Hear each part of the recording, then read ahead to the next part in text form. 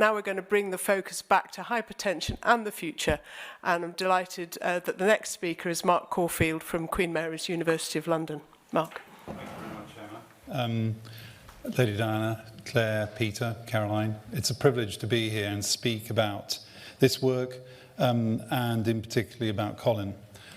Looking at this audience now is a little like looking at the front line of the clinical section at the BPS about 25 years ago. Indeed, some of the people are the same.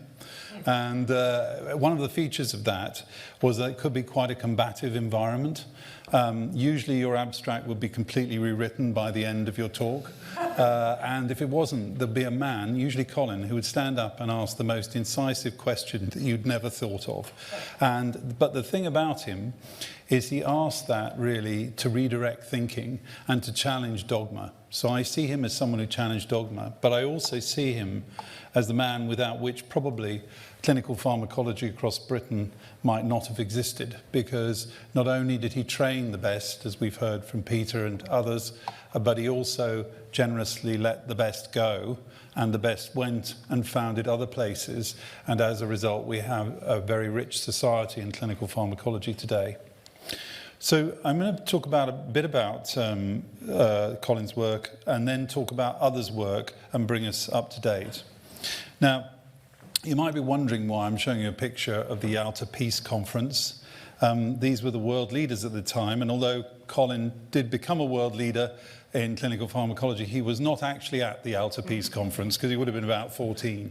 Actually, the outcome could have been a lot better if he had been there, because as you see the world leaders there in increasing order of evilness from left to right, what you should note is every one of them had strokes, and they all had hypertension. And the man in the middle was so disabled by his severe hypertension that he was very breathless at the conference. He wasn't able to think straight. Churchill was completely wrong-footed, and many historians say that this was when Stalin particularly moved to cement his grip on Eastern Europe. So this was hypertension. Now, at that time, why was this? How did we allow this to happen? Well, if you look in George Pickering's book of 1955, there's a quote from Weitz in the mid-30s saying, "What have we done in the quest to resolve the treatment of hypertension?" And what he said is that, if you were really unlucky, your dentist would remove all of your teeth to treat hypertension because they believed this was a gum disease. And then if you could eat, you were banned from eating meat and eggs, and salt, which actually might have been useful, was withdrawn from your diet. And then in the era of auto-intoxication, you might receive colonic lavage. And if you were really, really, really unlucky, you could fall into the clutches of a neurosurgeon who would separate you from your sympathetic nervous system, which caused wild oscillations in blood pressure in many people, and some people had difficulty standing up after the procedure. So the reality, ladies and gentlemen, was that no good treatments existed. And so we now move really to what Colin did with others, which was to bring live the first treatments across the 1950s and early 60s, and to get these established both with evidence base, particularly around ganglion blockers and centrally acting blood pressure lowering drugs. He also had particular views on the role of beta blockers in hypertension, which some of you might remember, and he was skeptical about whether they would work. And this is the work of James Black and Brian Pritchard, who suggested this would work. And beta blockers did underpin with thiazide diuretics the treatment of hypertension. And then along from this society came John Vane, who had discovered ACE in the lung and was very keen on the idea of ACE inhibition. And he took the concept to Squibb Pharmaceuticals. And what that did was to kickstart development of ACE inhibitors. And then Joe Collier on the far right from St George's did the first studies in humans with a peptidic ACE inhibitor, teprotide. Now, there's a famous letter in the Royal Society from Chuck Smith, head of R&D at Squibb, who wrote to John Vane and said, look, the board of Squibb have become really concerned about this drug development program. We've spent £20,000 on teprotide already. And of course, he then assembled an international advisory board who all said this was dangerous, don't do it, don't make ACE inhibitors, everyone will fall over, it will be a catastrophe. And at the end, John Vane just asked the people from Squibb to ask one other question, which was, if it works and it's okay, will you use it? And they said yes. And on the basis of that, Ondetti and Cushman were commissioned to design captopril, which was the first billion-dollar drug, and ACE inhibitors were born. Now, why I've shown all of these people is because these are the foundational drugs in the main of the modern treatment of hypertension, and particularly the treatment during much of my life. The only one that's missing is amlodipine, which is also a British drug, which was invented by Pfizer, and it's a calcium channel blocker. So to look at what genomics can do for blood pressure and its treatment, well, blood pressure is the single biggest risk factor worldwide, and recent global health data published in The Lancet shows that we still haven't got good control worldwide. It's estimated that there were 10 million deaths from hypertension in 2017, and there are 1.5 billion people with hypertension out of the world population expected in 2025. And control is still a challenge, even after all these medicines. We think genes influence blood pressure by about 30%, but lifestyle is very, very important. And we know there are rare forms of blood pressure that may be due to a single gene change. And then more common or garden high blood pressure is related to multiple genes all interacting together. And some of those may pave the way for therapeutic targets. And so when I became a clinical pharmacologist back in 1989, I decided to try and see if we could find more therapies for blood pressure. So here's a recent analysis that I was involved in, which is describing analysis of over 1 million people and their blood pressure, different blood pressure traits. And that was a combination of Biobank UK and additional resources that we'd assembled from around the world. And what we did was to discover by combining those that we could identify 325 loci. But we also noticed when we analysed these data that in Biobank UK alone, because it's such an amazing cohort and it's got such power, we were able to discover a further 210 loci. So in 1 million people, we discovered there's 535 loci. Now you might say, well, gosh, that means that they're probably all not much contributing very much. If so, am I bothered? Am I interested? Well, in terms of our specialism, just because you have changes in the statin target HMG-CoA reductase at a very modest effect, that has not been a good guide to how efficacious statins will be. The question is, are you getting a clue to a therapeutic target? And as Pauline very eloquently said there, if you do have a good standard of clue, it's quite likely that this drug may make it through development. And so this has been used to look at work, and in our institute, some of my colleagues have taken this up alongside physiology and pharmacology. Now, one of the things about pharmacologists, and Colin Dollery embodied this, is you are the consummate scientists in my view, because you are multidisciplinary from the start, you integrate all those disciplines, and you rarely are confined to silos. You will go where the data takes you, and that's incredibly important, because that's how you get the word that John Vane used to tell everybody about his own discoveries, which is serendipity occurs when you follow the data. So in this case, we identified some targets which could be obvious from the physiology of pharmacology, but they are genetically relevant to blood pressure etiology, and they're in the natriuretic peptide nitric oxide system, and particularly cause vasodilatation. My colleague Amrita Alawali has very generously allowed me to show you that if you swallow, this is her work, by the way, not mine, 250 mils or even less now of beetroot juice, you can get nitrate into the body in a way that it can be absorbed. It can, some of it go out in your urine, some of it goes back up to be concentrated in your salivary glands, and then the nitrate in the back of your tongue where there's some bacteria living gets converted to nitrite, and then that can be reabsorbed and generate vasodilatation. And a very nice work that she's done in normal volunteers, she showed that there is a very clear effect of that in a normal volunteer study. And then she depleted the beetroot juice of nitrate and demonstrated in a randomized controlled trial that this is efficacious. And it doesn't demonstrate the normal tolerance that you and I would see with organic nitrates. So this is also impacting other positive blood pressure parameters such as vascular responsiveness and ambulatory blood pressure. This is the home blood pressure. So In other work, my colleague Adrian Hobbs, also from the William Harvey Research Institute, has worked on natriuretic peptides and particularly on CMP. And at this time, we were discovering these nitric oxide gene, or the natriuretic peptide system genes, were very implicated in blood pressure. And he was doing knockouts in experimental models, and he did a selective knockout in the lining of the blood vessel, the endothelium. And what that did was to show that CMP was very important in blood pressure regulation in mice. And then he went on to show that it also had other impacts on vascular well-being. But most importantly, he developed a CMP mimetic, which is shown here, administered to mice. And he's now solubilizing this and improving this with his work funded by Apollo Therapeutics. So this is an example about how genomics endorses that. And then there's other genomic targets that we've found. We've now found over 1,300 genes with modest effect for blood pressure. And these targets, TGF-beta, VEGF-A, particularly relaxin and urotensin, might also be interesting therapeutic targets. And one other thing that we were able to explain is that in outcome trials in diabetes, the deflozin group of drugs have had beneficial outcome on cardiovascular mortality, and we suspected and had some evidence that this was due to blood pressure, and it turns out that the solute carrier that they work on, SLC5A1, is a gene for blood pressure, and that may explain or offer a potential repurposing opportunity, or at least endorse in type 2 diabetes the use of canagliflozin to manage also some of the concomitant blood pressure. And then to turn some other members of the society, or particular one member here, Peter Sever, there's also Neil Poulter here.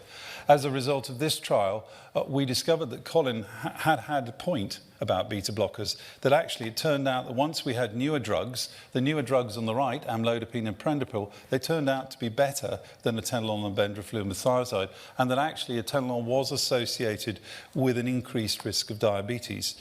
And in a stroke of genius, they also built in a factorial design into their program, and they allowed me to create a genetic resource. And why this is important is I think we should be putting omics, genomics, other omics, transcriptomics, other things, proteins, metabolism, metabolomics, alongside our studies so that we can more deeply characterize those patients. And then if we add in longitudinal life course follow-up with electronic health records, we can follow them beyond the end of the trial and detect latent signals of harm that will help us avoid discovering those when we go out in post-marketing surveillance. And so they allowed me to build a genomic repository, and what we were able to do with that, alongside the other data that I've shown you from Biobank, is to develop a polygenic risk score. Now, I'm not going to attempt to persuade this audience that we should replace blood pressure measurement with genomics, because blood pressure measures the aggregate of why you have hypertension, so it's lifestyle plus genes.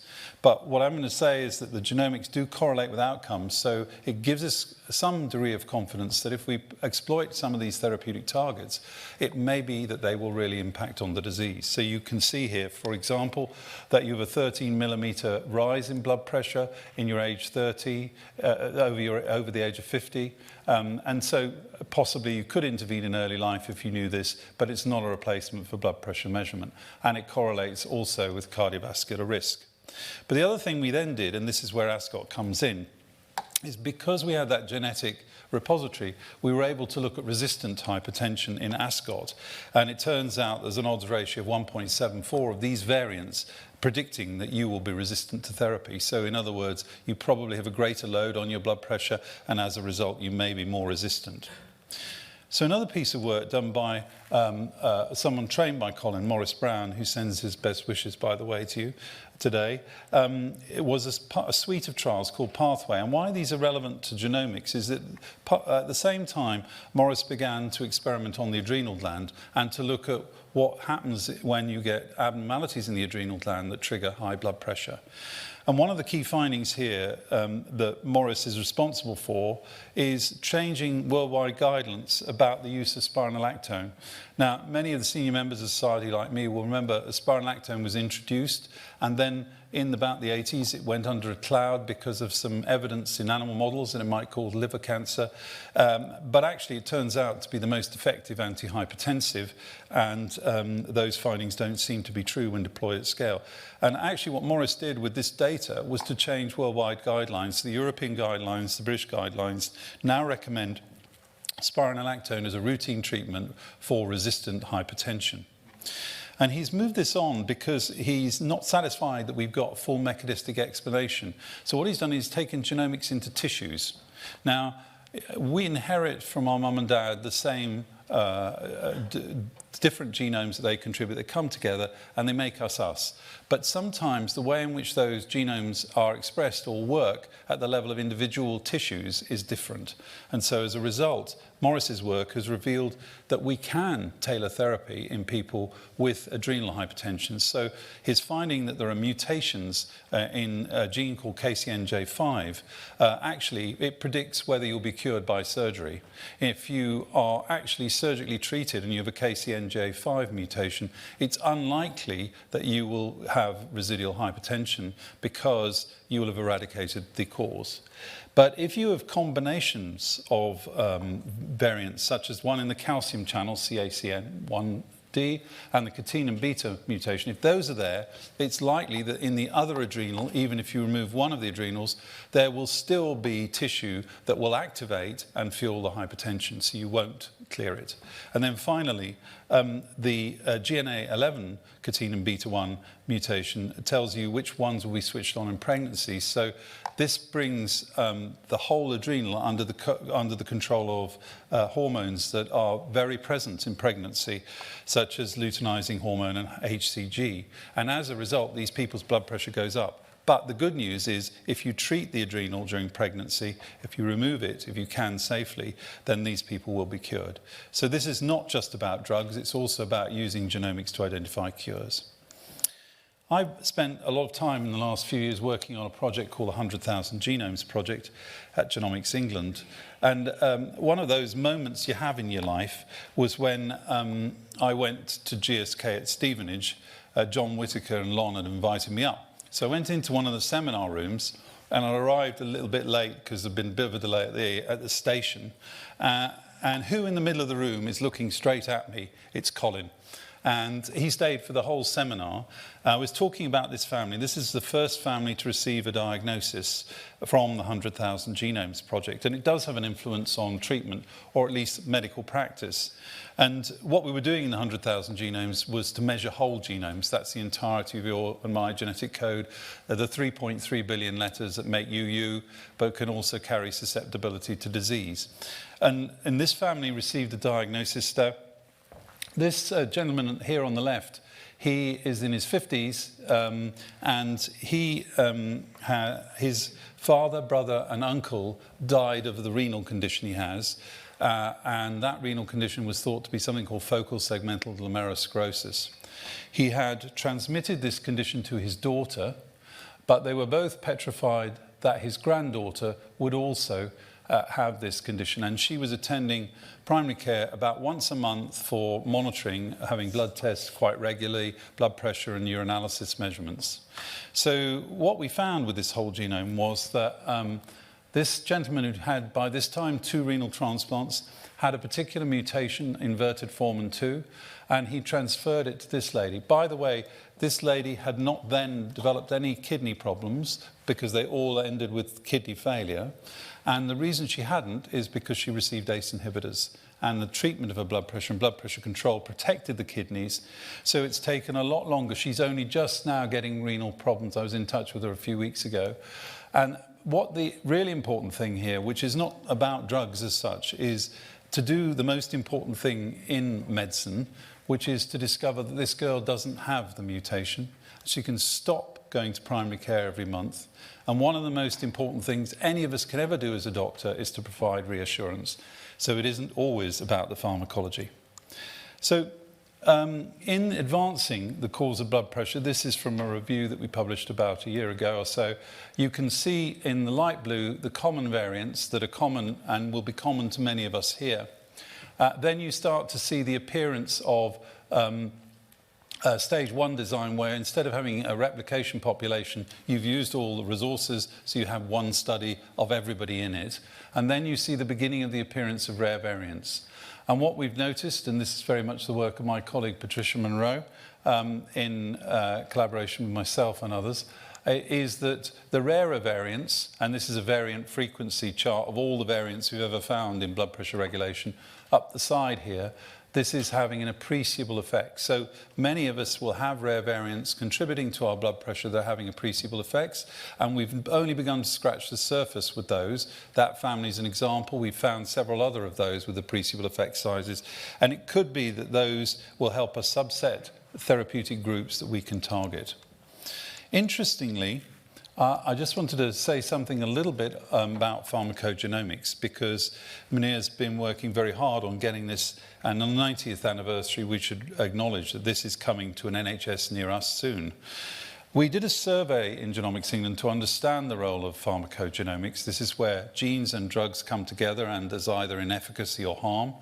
And what we found is that 72% of people out of 1,886 randomly sampled adults from the English population wanted to know about how genes and drugs would interact. I was quite surprised by that finding. I think Munir was too, but actually it's of huge interest to the public. And so we've now done work on 76,000 whole genomes, and what we've discovered is that 99.5% of us have some form of gene-drug pair that international guidelines recommend we should be looking at in health systems, and at the moment we're not, although we are in some, and 25% of us have 4 of these. So maybe there's a future where not only do we do response mode pharmacogenomic testing in the NHS, but actually in the future maybe preemptive testing too. But we need to start somewhere. And I would reckon in the next 18 months or 2 years, with a wing and a prayer, if we work together, we'll bring this live in the NHS and we'll be able to do some avoiding of harm, because that 6.5% of hospital admissions is not all due to genes and drugs, but some of it is. And if we could eliminate that, that will be a huge boon.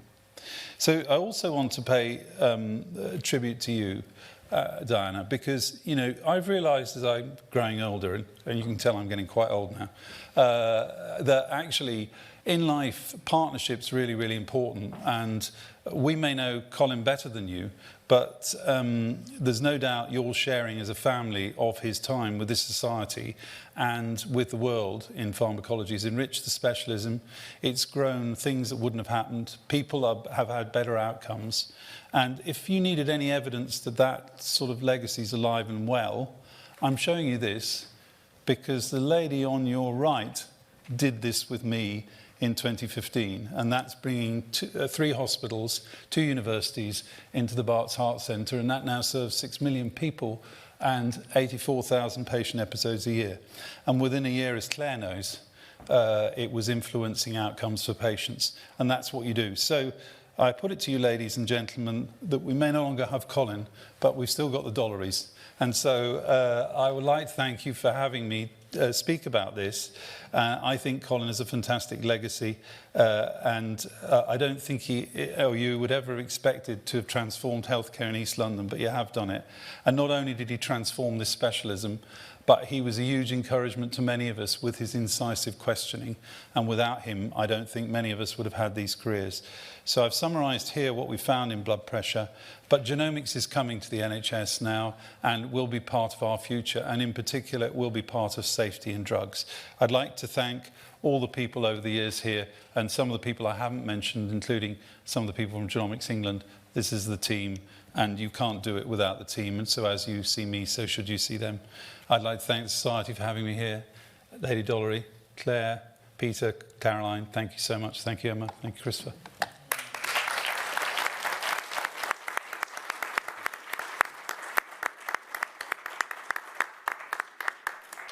Thank you for that great talk into the history of hypertension research, but also the exciting future as well.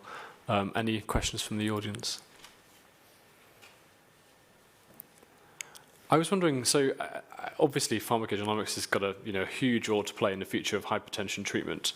There's so many different genetic variants. How do you communicate that? Because obviously it's not just going to be clinical pharmacologists who are going to be managing these patients. How do you actually communicate that in a way that patients and GPs and kind of non-specialists can understand? So Chris, I mean, the future of all of this, and that includes every aspect of genomics about mainstreaming it in medicine.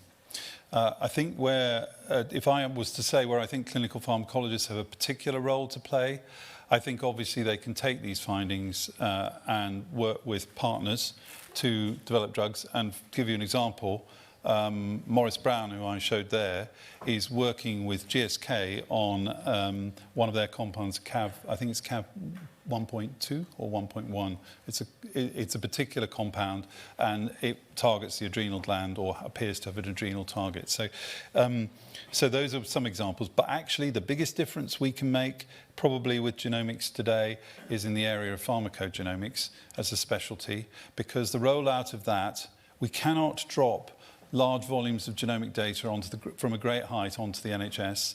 It has to be a managed decision support process. If I'm looking at primary care there, I'm looking at Caroline now, if I'm looking at primary care clinicians, it's 7 minutes in a consultation.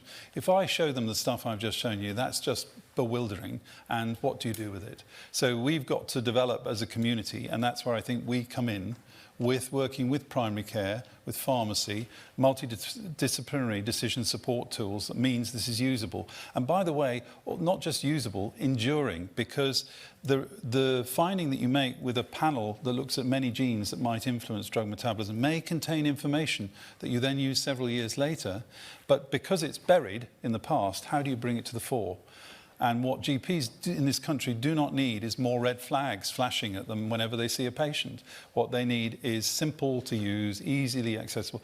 Otherwise, it will never embed. So our duty of care here is to take pharmacogenomics from a research tool, march it into the NHS and mobilise our colleagues to deliver it, but convince them that this is of value first, and then bring them with us by them shaping the decision support that will allow us to do that safely. Thank you. Any other questions? Okay, well, thank you very much, Mark. Thank you.